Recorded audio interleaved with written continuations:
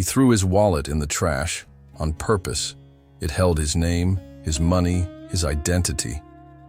But what happened next wouldn't just change his life. It would change 2 lives forever. The city has a way of making you feel anonymous, lost in a sea of a million faces, a million different stories, all moving at once. For Mark, a 45-year-old businessman, this feeling was all too familiar.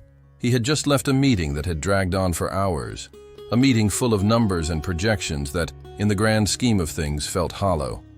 He had the money, the career, the corner office. But a profound emptiness had settled in his chest, heavy and cold as the November air. That's when he saw him. A man, barely visible in the deepening twilight, huddled against the elements. Beside him, a piece of worn cardboard leaned against the bin. The words struck Mark with an unexpected force. "I'm invisible." Mark felt a strange kinship with the phrase. In his own life, surrounded by colleagues and acquaintances, he too felt unseen. They saw the suit, the title, but not the man inside who felt like he was disappearing. In that moment, a strange, impulsive idea took root, an idea that felt both reckless and perfectly right. He pulled out his worn, expensive leather wallet. He opened it, and methodically, he removed all the cash. $100, $200, $300. He held the bills in one hand and the wallet in the other. Then, he walked over. "Here, this is for you." No, thank you. God bless you. But Mark wasn't finished. What he did next defied all logic. David stared, his brow furrowed in utter confusion. He looked from the trash can back to the well-dressed stranger. Why'd you do that? Because no one ever looks in the trash. No one except people who are looking for a second chance. I figured, someone like you deserves to find one. But your ID, your cards, won't you need this? I'm done with it. It's time to start over, for both of us. And with that, Mark turned and walked away, disappearing back into the anonymous city crowd, leaving David holding a wad of cash and a stranger's entire life in his hands. 3 years. That's how long it took for the seed of that one moment to grow.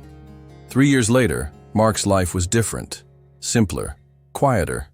He had started over, just as he said he would. One morning, while checking his email, a message from an unfamiliar name popped up. The subject line read, "A wallet from 3 years ago."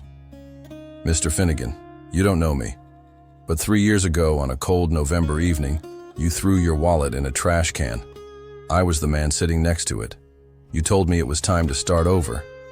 I don't think you could ever know what that moment did for me. That wallet gave me more than money. It gave me a name, yours, which allowed me to get a bed in a shelter that night. It gave me the confidence to apply for a job. I became a janitor. I worked nights and studied during the day. Today, I am a registered nurse at City General Hospital. I help people start over every single day. I never used your credit cards. I turned them into the bank the next day. But I kept your ID as a reminder that one person chose to see me when I felt invisible. I just wanted to say thank you. You didn't just pass on a wallet, you passed on a life. Sincerely, David."